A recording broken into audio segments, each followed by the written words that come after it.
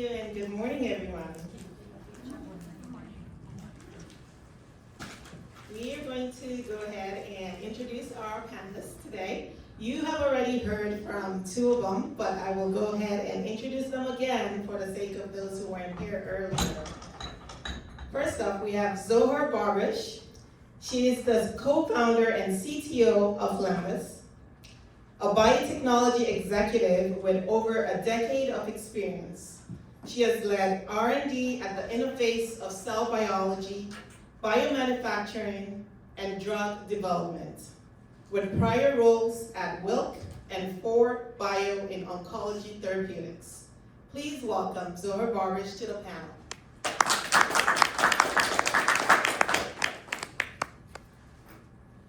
Madhu Malo is the chief scientist at Stapgen LLC. With 25 years of research into intestinal alkaline phosphatase, he has established IAP deficiency as a predictor biomarker for diabetes and developed both a diagnostic stool test and a therapeutic grade IAP protocol for clinical trial. Please welcome Madhu Malo to the panel.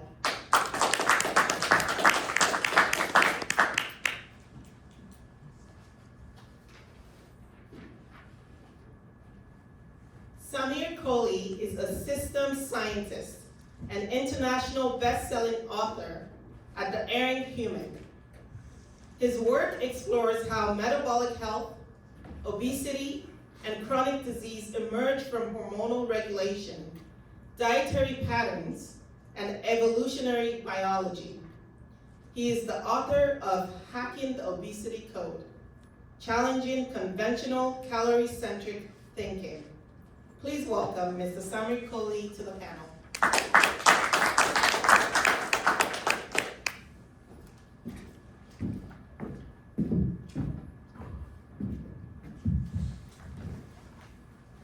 Thank you all for being here. Despite affecting hundreds of millions of people worldwide, metabolic syndrome often goes undetected until serious complications have already set in. And today, we will explore why and what it will take to change that. Let's get started.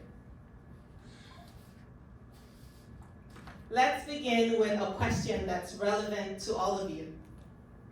What are the biggest barriers to early detection of metabolic syndrome? Is it lack of awareness, healthcare access, confusing diagnostic criteria, or something else entirely? Zohar, you can start us out. Maybe you can start. Okay, it's okay. It's good. I think it's all of Okay. yeah, just like that. Yeah, doctors are not educated enough first, how to diagnose and how to look at it and how to treat it, but also the patients. They think it's obesity, it's this or it's that. They're looking elsewhere. They're not focusing. They're not need to be focused on in this specific condition, which is not like anything that they said. So I think it's all the problem, and I think it's solvable. Like education first, but also awareness of the doctors and the population of diagnostics and the tools. Yes, I agree. It is a bit of all of them. Metabolic syndrome is not truly understood by the population today. We all see metabolic syndrome as a disease which has arisen because of something gone wrong internally.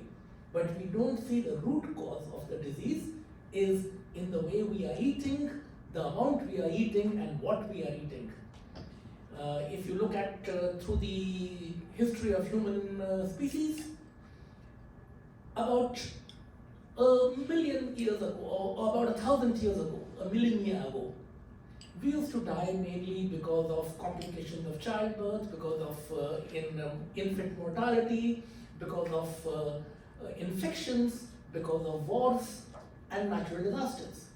Today we have fixed almost all of them. Today we are dying of chronic diseases, and those chronic diseases have emerged because of the food that we are eating today, the food we are consuming. our biology has not kept pace, which is causing metabolic syndrome. So the root cause that you talked about. Madhu, anything else to add? Metabolic syndrome, when I told, like in my talk, I told, so we saw that endotoxins, when goes inside the circulation, they are responsible for high glucose, high cholesterol, obesity, all those things, which are the characteristics of metabolic syndrome. And intestinal alkaline phosphatase plays a critical role there. Its deficiency is the cause. We found it in animal model. And in the human population, about 40% of the children suffering from metabolic syndrome practically, you can say. So, healthcare system has to be very, very, I believe, modified. Even from my personal experience, I don't have access to my PCP for 1 year. Personal experience, I cannot go to my physician, my endocrinologist for 1 year. So this system needs to be modified. Access should be, healthcare system access should be changed in this country. Thank you. So what I'm hearing is, like you said, Zohar, a mixture of all the things I talked about earlier. Lack of awareness, healthcare access, confusing diagnostic criteria, pretty much all of it. You touched on it. So let's actually build on that. What do you see as the pivotal cause of metabolic syndrome? What is that? I have shown it in animal model. You say it's the iron deficiency, which is the cause of metabolic syndrome. And I believe that the entire population should be screened for IB deficiency. And if you see that yes, somebody is suffering from IB deficiency, you can prevent IB deficiency. Either by supplement or, must by supplement. You think the supplements are good enough? The supplements are good enough? If you can maintain your IP level, good enough, high IP level, your toxins are gone, then your pro-inflammatory cytokines are gone, and your system will come normal, physiologically. Normal. But if So it was- you sound like you have.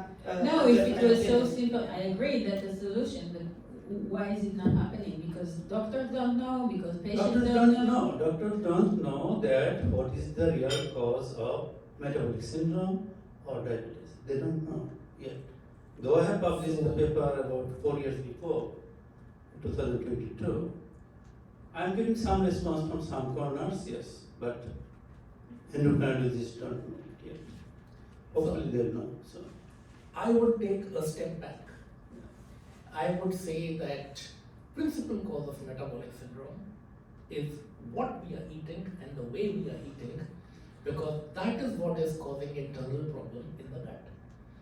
We are symbiotes. The bacteria that live inside us outnumber us 1 to 10, probably more. We have to feed those bacteria properly, and the foods that we are eating are highly processed foods with a lot of sugar and a lot of alcohol and chemicals which our bacteria cannot process. This metabolic syndrome and the chronic diseases associated, diabetes, heart disease, all that, they emerged only in the last 200 years. Why they were not there before? Because our environment has changed rapidly, the food we are eating has changed rapidly, but our biology has not kept pace. 300,000 years of evolution has not kept pace with the changes we have made in our food in the last 100 to 200 years. Okay, so Madhu, you're saying IAP deficiency. I do agree with You're you. saying what we're eating. No. It's the same. His thoughts have got pretty good effect in the sense that food affects the expression of IAP. Food affects the expression of IAP. If you take a food high in fiber food, that fiber is fermented by the one type of bacteria. We call it NABU producer. sodium butyrate producer. And those bacteria ferments the fiber, produces sodium butyrate, and sodium butyrate is responsible for the expression of IP.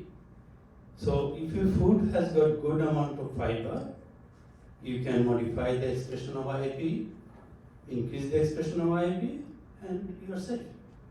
He So said- at the end he of the said day, it's all also- related. Yeah, it's alright, but it's not just high amount of fiber, it's low amount of chemical which are doing the I don't know the effect of area, chemicals and all those things, but yes, we have the evidence that yes, The effect of chemical is the disruption of the hormonal natural status. I don't know that, but what I know, what the science is there, that yes, if you have a high fiber diet, you can increase the NABU, sodium butyrate, and sodium butyrate affects the expression of the IP. Those are established. So if you can modify IP expression through your food, definitely. Because only in the last couple of 100 years, we have started consuming processed foods, which are manufactured in large factories, where they add sugar basically to preserve the food as a preservative. And also is added alcohol and various chemicals. Now when we ingest that, what is happening inside is our bacteria, microbiome, is no longer able to survive in the chemical environment. We lose microbiome diversity. One of the reasons for metabolic syndrome is there. Right, Because but not everybody gets it. not everybody has that. So it's There- also genetics of your own, so that you're I not aware of. believe having a gene is not like a death sentence. The expression of a gene is controlled by environment. Yes. So if I have a gene and I control my environment properly, the gene may not have an expression. So when they say diabetes runs in families, I believe it is the food that is running in families, and that food is causing diabetes. If we fix the food, we fix the diabetes. Interesting perspective. Food, diet, diet mostly affects the microbiome. So these biopsies, when you are killing those NABU producers, definitely you are causing IP deficiency. So food is a critical part of maintaining IP level, no doubt. Okay. All right, my last question in this opening round, open to all of you. What role does modern lifestyle design play in driving metabolic syndrome beyond diet and exercise alone? I know we've already started touching on this, Yeah. so this is a good segue. So as you are driving anywhere, you see food advertisement all around. There is no social function which can ever happen without food and alcohol being involved. All this is constantly giving us hunger. Constant eating results in constant insulin elevation. Constant insulin elevation also results in constant leptin elevation. And leptin is the hormone that is supposed to give you satiety. But because you are having constant insulin and leptin elevation, the cells become resistant to insulin and leptin, which means you never feel full. You are always hungry, you can eat any amount, you see food, you cannot resist it, you eat it, and you have again elevated insulin, elevated leptin. Elevated insulin also suppresses GLP-1, which again gives you more hunger. So if we can focus on keeping our insulin levels low, we would keep leptin levels low, and we would also keep GLP-1 levels high, which would automatically control hunger. So our lifestyle has to change. Our lifestyle is around food and alcohol. That has to change. So I'm hearing Don't food you notes. think that that's what the GLP-1 drugs are doing? GLP-1 is suppressed with high insulin.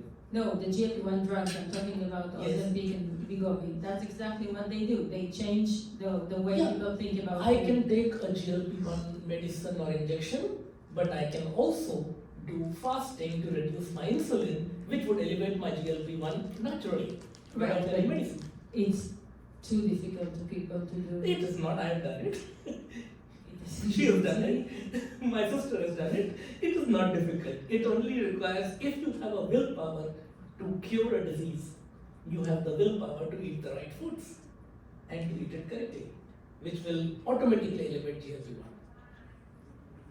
See, one point, We have a question from the audience. Sure.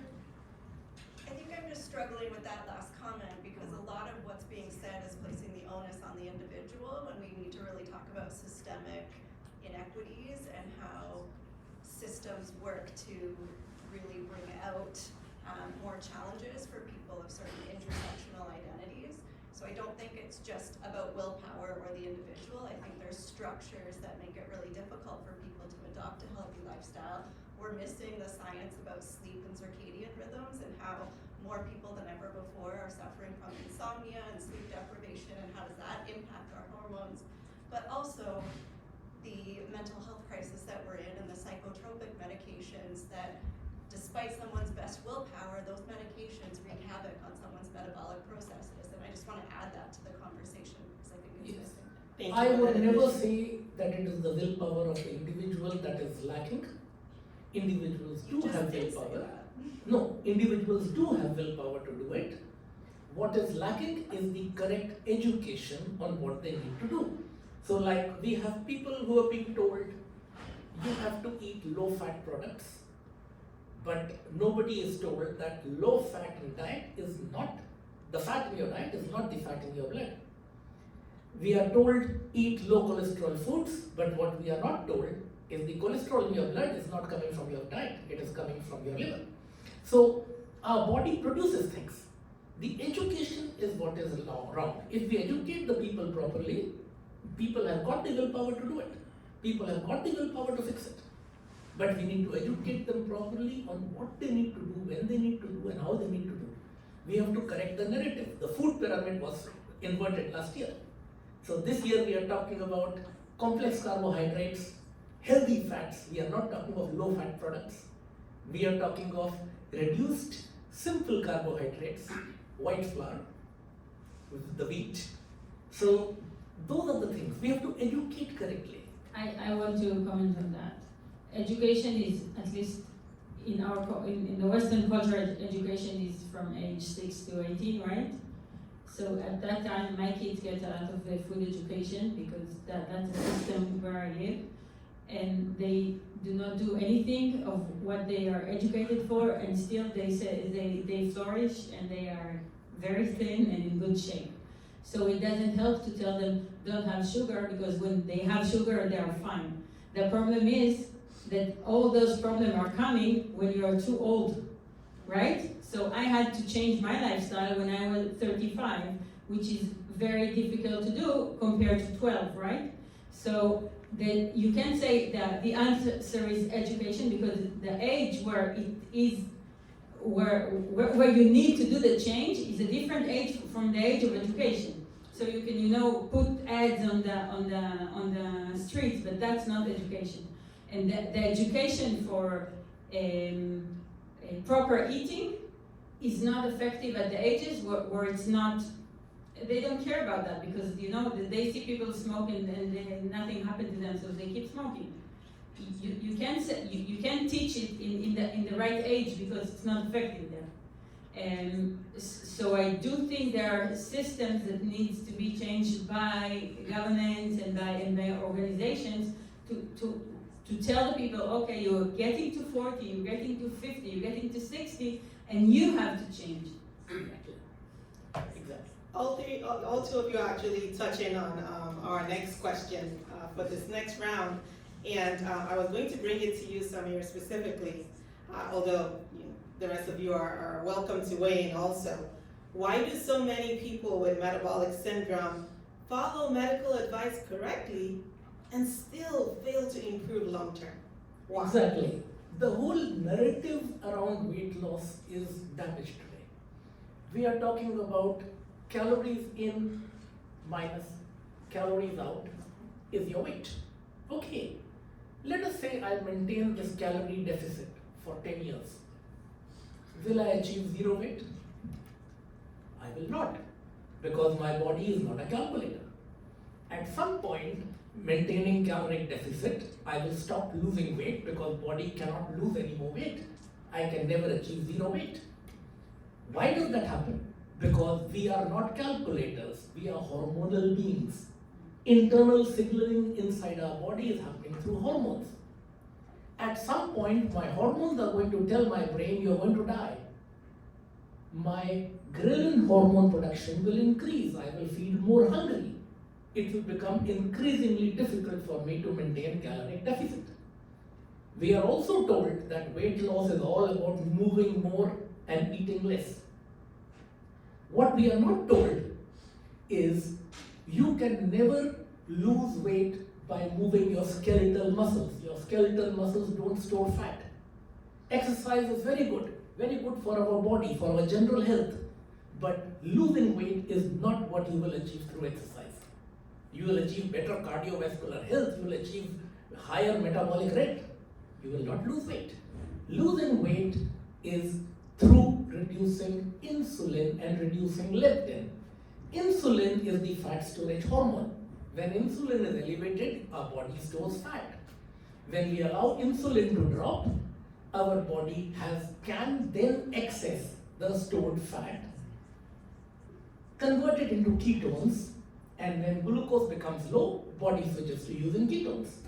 Unfortunately, we are told to eat 5 meals a day, which means insulin elevated every time after every meal, and results in insulin resistance, results in leptin resistance. There is no way one can lose weight without that. So you have to fix the hormones to fix the weight. Thank you, Samir. Mari, you want something to Can I add? make one comment?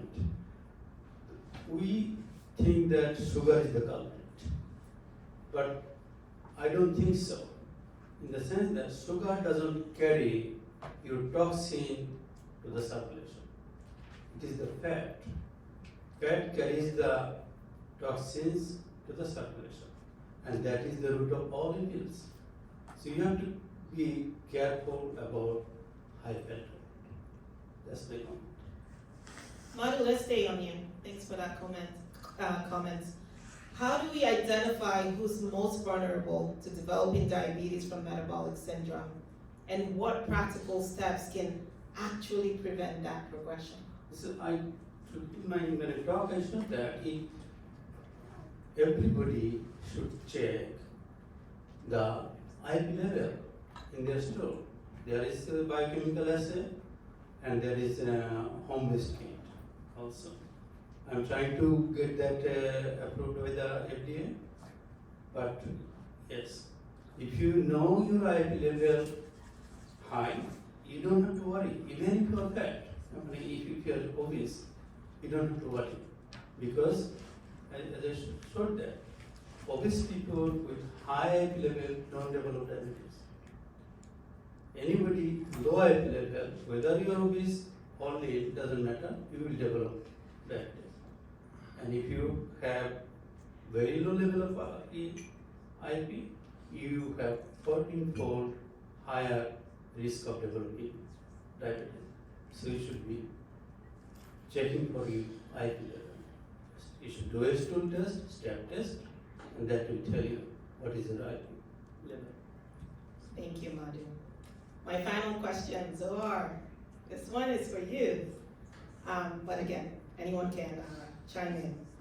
If you could implement just one major change to reverse the trajectory of metabolic syndrome, what would it be?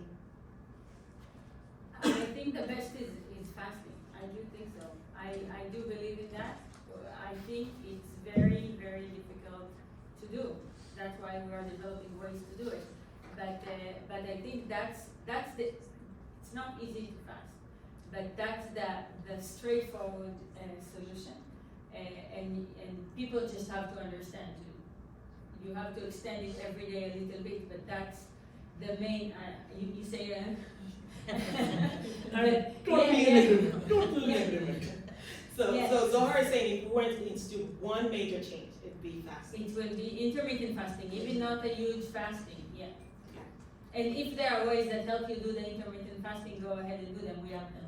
Okay. Samir is agreeing, Yes, it seems like you have totally something agree. else to add.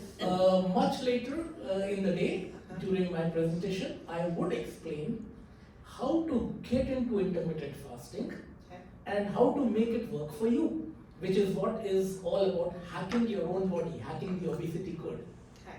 You all heard it. Stick around for Samir's session so you can hack your own body. And at this point, I will open it up to the floor briefly, panelists, and I see someone has a hand, a couple of people, but I think he was first, and then we'll go to Yes. your second. So I wanted to make a comment. Just speaking from a physician's perspective, I think that some of the questions that were asked, if we knew the answer that obesity, metabolic syndrome, diabetes, all of that would be fixed. And I think that when we ask a question as, you know, what's the greatest driver, I think that we have to remember that there's multiple causes of the whole continuum of metabolic syndrome, and that for every person I put in front of you, I could put 5 people who have a whatever phenotype they have, and each of them could have a different combination of the etiology or the causes related. And I think that that also makes it difficult to have a general statement about what will work, because what works for one person may not work for another. And I think that that is kind of the challenge. And the only other comment I wanted to make was about knowledge. I think that we have to move beyond knowledge, because most people, I'm a person, I've struggled with obesity for a large portion of my life. And I had the knowledge, but it's not about knowledge, it's about behavioral modification, it's about behavior change. And there's a whole economics behind how you get someone to move from having the knowledge to actually implementing an action that's gonna result in a change. So I think that we need to learn more, just in terms of, we need to have more research regarding how to get from knowledge to actual behavior change, because it's not as simple as just having the knowledge. And I agree with the comment even made over there about the systems, because some people, they don't have access to the food, and I heard what you were saying about the food over the last 200 years, and it's so true. The food today is not the same food. Our body doesn't even recognize half the time what it's eating, which is setting us up for all types of things. But that's a whole nother rabbit hole, but I just wanted to add that comment to the discussion. Thank you so much for that comment. So, multifactorial, complex, healthcare access, everybody is different. Those are all the themes I'm hearing. Can Yes, somebody I'd else? like to add one element that we overlook is the mental health. At our company, we study the interlinkage between metabolic disorder and neurodegenerative diseases. We see there is a clear mechanism of action on a molecular level. That confirms there is a very close related. The reason why, because when you put a blame on someone because they don't have knowledge, because they don't have ability to control themselves, I think mostly correct. But there's some people outside the boundary, because science should not be confined to a silo. Science has to be focused on some unknown. Okay, that's what we're here for. Everybody on the street know that if you eat fast food, processed food, you get fat. Everyone knows that. You don't need a scientist, study, PhD, MD to do that. I think our job is to expand our knowledge, find something relatively unknown, something underneath, so that somebody who not on your boundary, you can explain. You say that, why don't you, I see a lot of people fed obese, I feel sorry for them, but they couldn't control themselves. This is how, you know, we deal with the central nervous system. If your central nervous system is dysfunctional, you could not fast, you couldn't control food, you could not absorb the knowledge. That's why so we recommend that you see a doctor, you GLP and many things, but it's not, because there are something beyond our common knowledge. Even GLP, Ozempic, semaglutide, tirzepatide, you talked earlier, after about 18 months, 2 years, most of them, why can it continue? Why? Because the body cannot continue being picked up by artificial things to push it. The mental health won't let you do that. So the hypothesis that we study that there is a linkage between mental health, particularly neurodegenerative diseases. For example, a lot of people who are obese tend to suffering from dementia earlier than people healthy. That just gives you a clue. I don't blame that. It is the only cause. It is maybe one of the multiple factorial causes. Just like it. So, And we have the time team for one continuing, more. and we have one more. So building on what both our physician asked and what this gentleman just commented, what are your thoughts on the gut-brain axis, given that we know the relationship between, there is a relationship between the gut biome and, say, Alzheimer's disease, and also addictive traits that we see? A lot of my research, a lot of my work has focused on the vagus nerve. So the gut-brain axis is the vagus nerve, which is like the internet of the body. There is a hardware and there is a software. So vagus nerve is the software of the hardware. Very often, it is the gut-brain axis, the vagus nerve, which is at fault. And a faulty signal is conveyed to the brain, and the brain reacts. For example, for 40 years, I suffered with red watering eyes. I visited more than 200 eye specialists in 5 different countries without even getting a diagnosis. Everybody looked at my eyes and said, your eyes are fine, nothing wrong. So what was happening? Just 2 years ago, I discovered the research on gut-brain axis. I started studying that. I realized the problem was not in my eyes. It was the vagus nerve which was conveying a wrong signal to my brain, which was reacting, creating redness and swelling in the eyes, because the brain thought there was a hardware defect in my eyes. But once I started to calm my vagus nerve, once I started with meditation, once I started with different techniques to calm the vagus nerve, my eyes have cured. I no longer put any medicine, I no longer need to see any doctor. So the same happens to gut. We talk of inflammatory bowel disease. Yes, there could be an infection, but there could also be a problem in the gut-brain axis because the microbiome communicates to the brain through the vagus nerve. So if you have gone through all the testing and you have been told there is nothing wrong with your gut, you need to focus on the vagus nerve then, because it may not be the hardware, it may be the software. Does that answer the question? I don't think there is an answer known to human right now for this question. It's a huge question. I agree with See. you. And on that note, we will wrap up. It's all the time that we have for this very engaging panel today. Thank you to each of our panelists for a brilliant discussion. Thank you all. Thank you.